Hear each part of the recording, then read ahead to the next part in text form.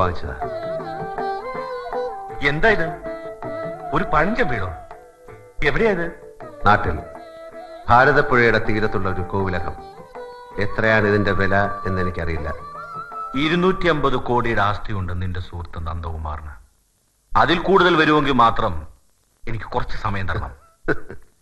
250 കോടിക്ക് കേരള സംസ്ഥാനം മുഴുവൻ കിട്ടും. എനിക്കിത് മാത്രം മതി. James sir. Yes sir. താൻ കേട്ടല്ലോ. നാളെ തന്നെ ഇതിന്റെ ഡീൽ ഉറപ്പിച്ച് സെറ്റിൽ ചെയ്യണം. ആവശ്യമുള്ള പണം ബാങ്കിൽ നിന്ന് ഡ്രോ ചെയ്യാം. ശരി സർ. എന്താ ഈ പഴഞ്ചൻ കോവിലത്തോടുള്ള ബന്ധം?